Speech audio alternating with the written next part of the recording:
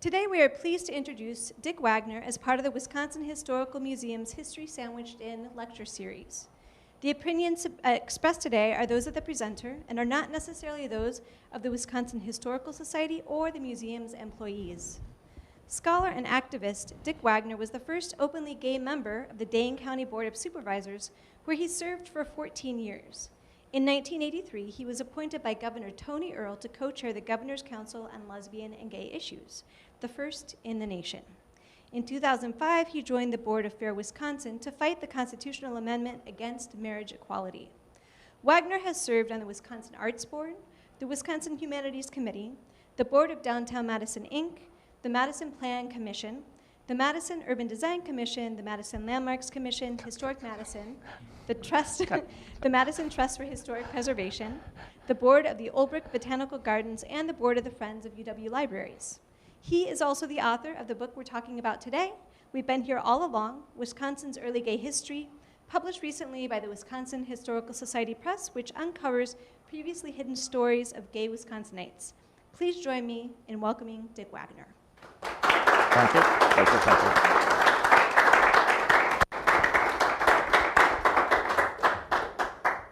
Thank you. I have sort of just a screensaver slide here from my postcard collection, which is quite extensive, which I use to illustrate some talks. And it's an old sort of greetings from Wisconsin. If you look at it, you notice you have beer, cheese, milk, cranberries. You have fishers, hunters, beer servers, deer.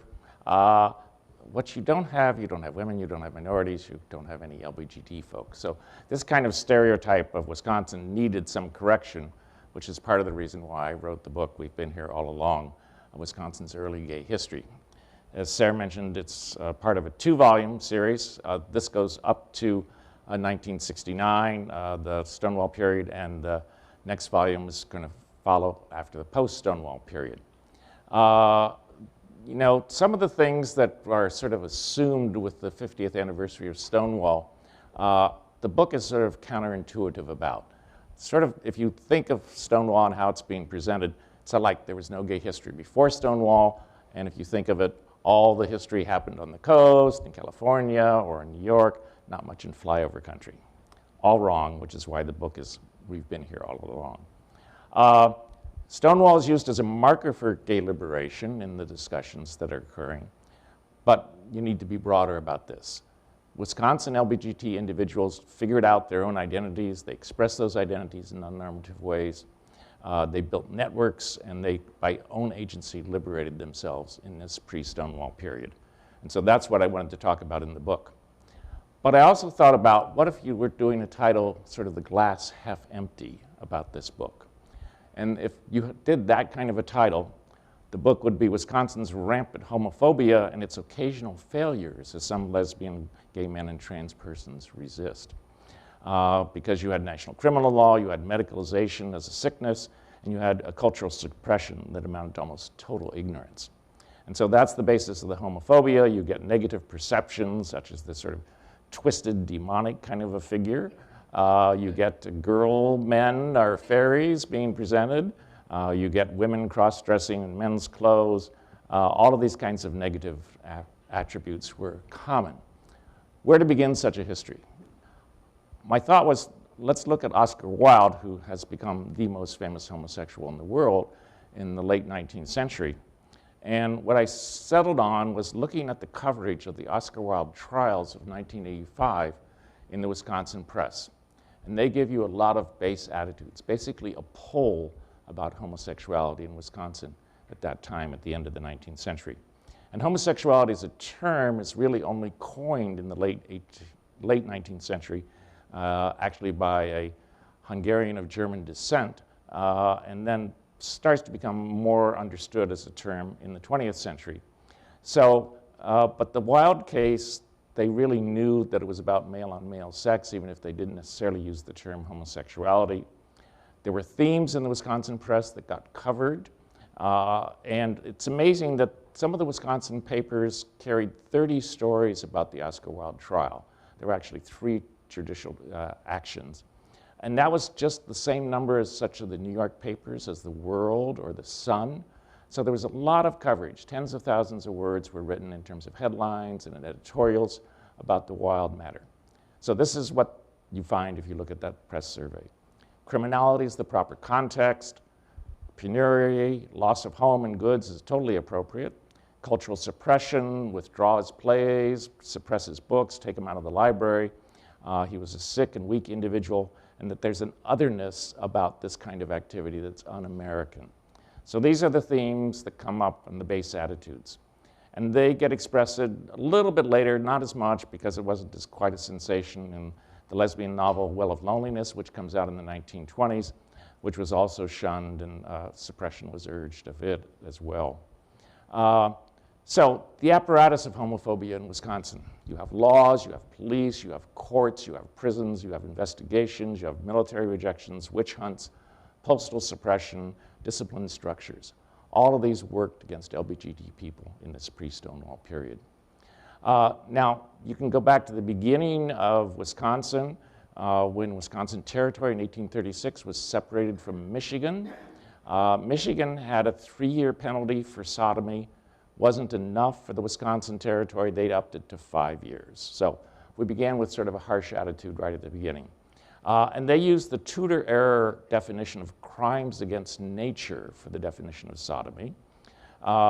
Then they added in the late 19th century, this was also following English law, lewd and lascivious behavior. In 1913, there was an anti-vice investigation against all kinds of immorality led by Senator Teasdale. They replaced the old law with a penal law reform in the 1930s and used the term sexual perversion rather than crime against nature. Perhaps this was an improvement, perhaps not. As late as 1950s, they passed new legislation denying driver's licenses to anybody convicted of those kinds of sexual offenses. Then the police. They, of course, were the enforcers. The Milwaukee Police Station shown here. Some of the data from police, in 1910, Milwaukee averaged 7 arrests. They hit a high of 17 in 1919, and this is just for sodomy. There were many other arrests that would have been related. In 1930, they had averaged more in the earlys, with a high of 19 in 1931. In the Madison police reports, they included all the sodomy arrests amongst the important crimes, like murder and major theft, just so you know where we ranked as a matter. And then in 1931, the Madison report had this unusual case that the chief of police reported on, of 2 women who were arrested for sodomy. One got sent to a state sanatorium, and the other was sent home to her home cities. In this period for police arrests, Oshkosh was also thought to be a hotbed of homosexuals. They had a large number of inmates up in Waupun. Juneau Park in Milwaukee had a notorious reputation early on and even later. In 1908, a book came out that listed Milwaukee as one of the 8 homosexual capitals of America. And so they didn't quite wear this as a badge of honor at that time. There was also a case of Ralph Carino, also known as Cora Anderson, clearly an early trans person who was arrested in 1914. Her expression was, "My heart and soul are more those of a man than a woman." The Milwaukee Press noted that she had masqueraded in men's clothes for 10 years. She actually married a woman, and then she began an affair with another woman, and that woman ratted her out to the police. You know, personal affairs can be so difficult. But clearly here was a case of a cross-dressing individual that was played up in the Milwaukee Press at that time. Now, the law and its enforcement had another ally in the state Supreme Court, which made very harsh expressions in several sodomy decisions that were appealed to that court. Here's some of those things. In 1905, the justices wrote, "We are unwilling to soil the pages of our reports with lengthened discussion of the loathsome subject." In 1928, the crime itself is so repulsive and detestable that one is loath to believe the defendant's guilt. And in 1935, where there was an alleged school of sodomites in Waukesha County, there was ample evidence of the defendant's association with boys about 18 years of age, suggesting a disposition to indulge in the practice complained of. The difficulty that prosecutors had in some of these cases was that you only had 2 individuals who were actually witnesses to a sexual act, which would have been the 2 involved. So to get more than just one witness testimony, which some courts were reluctant to, not all, but a few, convict on. They portrayed the individual as a known homosexual, as corroborating evidence. And so the fact that they were known to hang around with boys of 18 years of age was thought as corroborating evidence for an act that might or might not have been committed. Well, if you got caught, here's where you went, generally, Waupun, the state prison. The usual sentence, 1 to 5 years. They followed that law going back to the territorial days. There was some research done on the sodomites in Waupun in the 1930s. The Wisconsin Prisoner, a study in crimogenesis. It was done by this gentleman, Professor John Gillen, a UW sociologist. And he showed how the criminal justice system worked back at that point in the 1930s. There were bench trials by judges, for the most part, no juries. Generally, there were no defense attorneys. And while most were sentenced to Waupun prison, some were also sent to the Central State Hospital for the Criminally Insane, reflecting the sickness diagnosis or assumption. In World War II, you had the military begin screening homosexuals. This began the medicalization of homosexuals. Alan Burby has done tremendous research on this, but he also shows that such screening was terribly ineffective, and probably thousands, if not tens of thousands, of Wisconsinites actually served who were LBGT folks in the war. Following the war, you had the witch hunts of the 1950s. A leader from our own state, Joe McCarthy. It's often forgotten now, but there was both a red and a lavender scare. Most of the talking about the 50s will talk about the Red Scare, but almost never about the Lavender Scare. David K. Johnson, who has extensively researched this, has shown that there were actually more gay and lesbian people fired by the federal government than there were communists in the period of the 1950 witch hunts. The FBI was doing surveillance of gays, and there's some particular Wisconsin dimensions of the Lavender Scare. Tom Coleman was the Republican boss in the state. He wrote a strategy memo on behalf of various Midwestern Republican leaders, praising McCarthy's work exposing homosexuals in government. He pushed it for the National Republican Party as a winning issue to think about for their strategy. John Wingard, who was a very noted Wisconsin political journalist, wrote more rank-and-file interest and concern about the revelation about homosexuality in government circles than about the more explosive issue about communist sympathizers. 3/4 of McCarthy's early mail was about the gays, not about the Reds. McCarthy's own words on sex deviants, all are considered security risk. And McCarthy made a comment, if you're against him, you're either a communist or an expletive, which I won't go into. Here we were subjects to the witch hunts. Another Wisconsin Senator, Alexander Wiley, also led attacks on gay media during this time. One, the homosexual magazine, came out of Los Angeles. It was closely supervised by the U.S. Post Office, and somehow Wiley was sent a copy, and he complained to the post office that it needed to be suppressed. And in fact, he was willing to introduce law changes if present laws did not cover it. The U.S. Supreme Court, in a one-sentence decision, overruled the post office suppression of one magazine. So Wiley would have needed to do a law. After the war, you had a huge expansion at the University of Wisconsin due to all the veterans returning to campus. And the UW used therapeutic discipline was their term.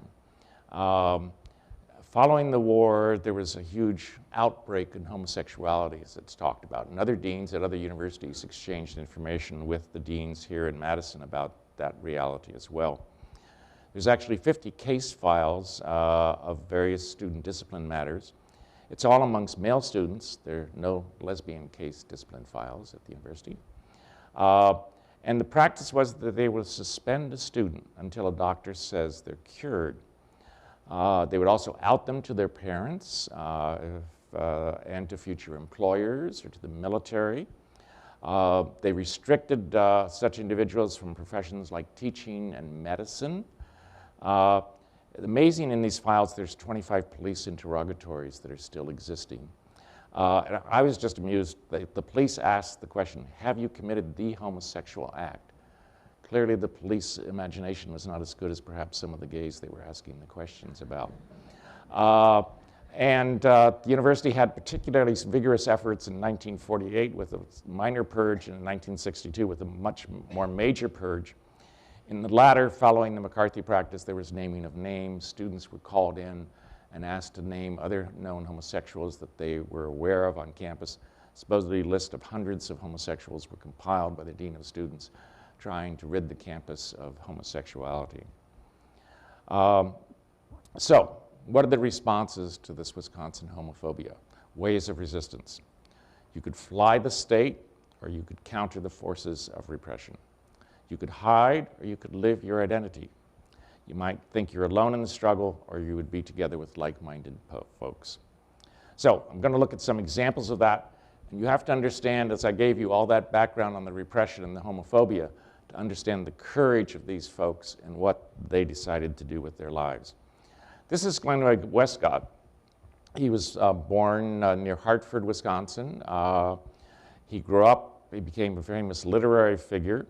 He wrote an early novel which had some latent homosexuality in it. And he went off to France, met Cocteau and Gide and other famous French homosexuals. And then he wrote a short story, which was also the title story for this book, Goodbye, Wisconsin. So he was one of those who fled the state. In Goodbye, Wisconsin, he talks about coming back for a visit. He's very lyrical about the beauty of the state and its people, but basically he decides he can't stay. He has a Basque beret, which he wears, and his brother asks him not to wear it into town. In the story, he has talks of citations to Ganymede and to Gide and others, so that if you knew what he was talking about, you knew clearly this is a gay man who, by his codes, was signaling this, but he was saying Wisconsin had become too provincial for him to stay here. He goes on and becomes very active in New York Gay Society. His partner, Munro Wheeler, was at the Museum of Modern Art, and actually this drawing was done by Paul Cadamus, a gay artist, and it shows Wheeler and Westcott along with George Platt Lynes, who the three of them were together for quite a while in New York as well. So later on, Westcott and Wheeler will bring the novel Morris, written by E.M. Forster, to be published in America, and actually lived long enough to be active in some of the early gay rights movements activities in New York. But I want to switch now to the village of Cooksville in Rock County, Wisconsin. This is a very lovely federal-style house built in Cooksville. It's a very historic house, became known as the house next door when this gentleman, Ralph Warner, who I've also dubbed the first out gay man in Wisconsin, bought it because he taught in Racine, but he had a friend there who also taught, Susan Porter, who was a native of Cooksville. And he came and visited her, and the Porter house is still there, and Ralph ended up buying the house next door, which was the house, that's how the name by which it was known. I think you can call him the first out gay man. He did travel abroad, like Westcott, and found some of those freer European models that expatriates sought when they were abroad. He did some scrapbooking. You find little gay items included in his scrapbooks, fairy poems, a clipping, Is It Manly to Eat Salad, which is clearly about a Nancy boy. He was featured repeatedly by lady journalists in local and national magazines. These are like House Beautiful, Ladies' Home Journal, and things like that, as well as in the Milwaukee and Madison Press and Wisconsin magazines. All of those articles describe non-normative behaviors. He's cleaning, he's cooking, he's decorating, he's entertaining, he's dishwashing. In his restored house, he would take people on garden tours, show them antiques, and if he felt like it, he would cook a meal for them. And so he really entertained at the house next door. As a result, he not only preserved the house and these early antiques, but much of early Yankee culture of the area. And he was acclaimed for that near the end of his life. But clearly, all of the clues pointed to he was not your usual man. They talked about how he was different from all the farmers in that area of Rock County. So one of the people who wrote him up was Betty Journalist. I call her sort of the godmothers to the gays in this period because not only did she write up Ralph Warner, she was a big fan of the gay couple Bob Neal and Edgar Hellam, who restored Pendarvis, shown here. Bob Neal was again one of those people who went abroad. He worked for Siri Maugham, the divorced wife of Somerset Maugham, the novelist. Somerset by then was living on the French Riviera with his male lover. But Siri ran an antique shop, first in Chicago, where Bob worked for her, and then in New York, and then in London. While in both Chicago and New York, Bob clearly participated in gay circles. When he went to London, he talks about meeting various gay figures in that city and various gay sites that he visited as well. Edgar Hellam, interestingly enough, had a connection to Ralph Warner in Cooksville, since he had helped Ralph, and so he knew the Cooksville model of restoration and entertaining. And so that's what Bob Neal and Edgar Hellam did in the 30s. They started with an antiques business and a little tea shop. It became more of a restaurant in the 50s, got recommended by Duncan Hines. But the two of them were referred to as partners. It was never sort of business partners in this 30, but it was partners, so they were in coding. And they also used the term artistic, and they described them as young men, even though they were clearly middle-aged by the life expectancy of the period. So all of these code words, they also used the term pixies, which was another sort of code word used as well. So clearly they were leading their lives. Now another pair of women in this case who led their own lives fairly out were Charlotte Partridge and Miriam Frink. They met at Milwaukee Downer College, which was a female college in Milwaukee. The female colleges around the country were hotbeds of places for lesbians to meet and establish domestic friendships. And they went on to found the Leighton School for the Arts in Milwaukee and shepherded that through many decades of activity. And at that point, their domestic friendship, and that was an earlier term you often used for the lesbian relationships, they were described frequently together. They built a studio on Fox Point. There was a one-room studio, and clearly that's where they lived when they were at the studio. They later built a house together out in Thiensville in suburban Milwaukee. Partridge was the main artist. Frink actually had a degree in English from Smith College. It was observed that more than half of her class at Smith had never married. So some of those women's colleges were sort of indeed places that generated non-normative behavior. But Partridge brought life models to her progressive teaching of art. This was thought slightly scandalous over in conservative Milwaukee, particularly nude life models.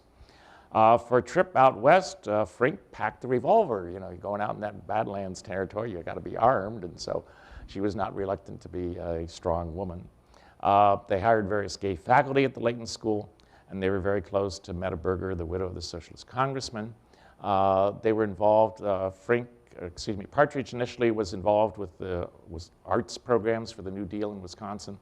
When she had to take a leave, her partner Frink stepped in, temporarily did the job, and then turned it back to Partridge when she was done. So clearly they had a very active partnership in so many ways that were very non-normative for that period in Milwaukee. Another gentleman who I've actually met over the years was Ted Pierce, sometimes termed Madison's African-American boulevardier. His family was from Louisiana in its roots, and so he always pretended to take a slight affectation of the French. Here he is shown with a bunch of gay folks enjoying some social time. He lived most of his life on Williamson Street in a family home. His father was made messenger for Wisconsin governors, for a whole series of Wisconsin governors, and when his father passed away in the 1930s, he also was made executive messenger for a number of governors. He ended up his career at the Memorial Library. But I had dinner with him, and he told very many tales, and actually some of the images that I have here are from Ted passing them on. He described sexual services at the Lorraine Hotel in the 1930s. His family had a tailor shop in the hotel, and this was part of a sexual underworld that was operating in Madison even in those days. Uh, but let's go back to Waupun, and I talked about it as a place of repression. But there's also a whole theory of emancipatory science, whereby gays and lesbians, by participating in these studies, and we talked about Professor Gillen's study, tried to wrench the narrative away from the normative kinds of things that were being talked about gays and lesbians. They tried to present their own lives in a way that would say something different. And so about 20 gays who were in Waupun participated in Gillen's study. One of them was an African American, and before television you had lecture circuits like Africans on Stage. This was a gentleman known as Lobogala. He's shown here sort of in African drag. Most often when he lectured, and he lectured at Madison Central High and various other churches in the state, he presented more conventional appearance, though sometimes he wore a fez as well. And he would lecture on French Sudan. He talked about a child being abducted from the French Sudan on board a ship, taken to Scotland where he was raised by a peer, and then came to America and went on the lecture circuit. His book, autobiography, was published in New York in the 1930s. He actually got arrested and went to Waupun. One of the things that Gillen did was that if the inmates were literate, he let them write their own narratives. And Lobogala wrote a 68-page autobiography while he was in Waupun. And in it, he relayed all those things that were in the published 1930s autobiography about being from French Africa and going to Scottish lord and all that sort of stuff. But he interlaid a whole sexual history along with it. He talked about how the Scottish lord's son seduced him, and then he talked about a number of other sexual escapades. So you had a whole complete history of a very active man. He tried to sign up for the American Army in World War I, but they turned him down because of one of those sexual arrests. Instead, he enlisted in the British Army, which was recruiting in the United States because they were very manpower starved, and he served over in the Middle East with the British Army. And he observed in the 68-page history that he didn't seem to disrupt the British military by having been there with a man who had a prior sexual conviction. Keeping with the military theme, Truax Field, back in the war days, was set quite apart from Madison. They actually ran buses into town so the Army Air Force soldiers could get into town for some recreation. There was a study done in 1945 of homosexual soldiers at the base. Again, about 20 soldiers were studied. This was a professor who had an endocrine theory of homosexuality at the university, Professor Servinghouse. And he took urine samples and tried to compare them to people who were assumed to be straight to see if there was a theory about why gays were there because of an endocrine imbalance. Didn't pan out. But meanwhile, he took case histories of some of these men. One of the things revealed in those case histories was that there was a very active gay world going on at the Truax Army Air Force Base. I'm showing the dining hall here because Bob Neal and Edgar Hellam, who were down in Mineral Point, had to close up during the war because of gas rationing. Faculty-wise from Madison couldn't come down to have tea in their tea room. So they volunteered to go because they couldn't serve in the military for various other reasons, not because they were gay, to work at the Army Air Force Base at Truax, and they ran the kitchen, or worked in the kitchen there. And Bob Neal was very successful at that. Even at the base, you had a little bit of the strangeness of the skirt and wig culture. Here you have the woman with the long nose who was answering soldiers' requests for information, sort of cross-dressing that was going on during the war. Some of the things found out in those stories of those gay soldiers was that Capitol Square at night was a cruising area, so it was good they had those buses coming downtown. And the study showed and made these kinds of conclusions and statements about these soldiers. That all these cases were extreme types, had been aggressively homosexual both actively and passively since late childhood, had participated without conflict in a wide variety of homosexual practices. The cases would be considered extremely questionable from the standpoint of profiting from any therapy. In fact, therapy was not requested or desired by any of them. This is a clear rejection of the medicalization model that they were sick. And then further, one of the doctors cooperating with Servinghouse in the study was a psychiatrist, In none of these cases was there a true neurotic type of conflict over homosexuality as such. And then the last sort of little sidebar comment that really blew me away was 4 of them were known to be members of an organized group. 1945, in Madison, Wisconsin, you had an organized group of homosexuals. This is well before Stonewall. So clearly, these folks were building networks for support in this time. Now, one of the other things that was happening at the University of Wisconsin, besides the therapeutic discipline, was that progressives were also fighting on campus on various issues. This is Lorraine Hansberry, who was at the university for 2 years, 48 to 1950, and she was head of the Young Progressives Club. While she was here, she was also involved in journalism and theater arts, and some of the productions that she was in, when you cross-check the names of some of the other men who were in those productions, match up with those in the discipline files at the university. So clearly she was meeting some of the gay men who were part of the theater world here in Madison. Hansberry, even though she left Madison and went on to marry in New York, would later come more out as a member of the Daughters of Bilitis in New York. Within less than 10 years, she wrote her play Raisin in the Sun, which was performed on the New York stage. Supposedly she visited back in Madison at one point and visited some of the lesbians in town who she happened to know. Now, one of the things also going on at the university, besides that therapeutic discipline, was Harrisfoot, which is a theatrical group, and it had cross-dressing men in it. The group started out as a regular theater company, but they wanted to travel the state. And the university didn't want men and women traveling together on special trains.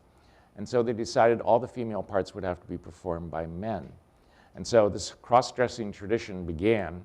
It wasn't really very good drag. They were pretty obviously, they were men in plain women's clothes.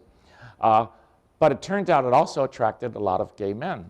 And there was an investigation in 1948 at the university trying to figure out, like it was not rocket science, as to why so gay men should be attracted to such a cross-dressing theater troupe.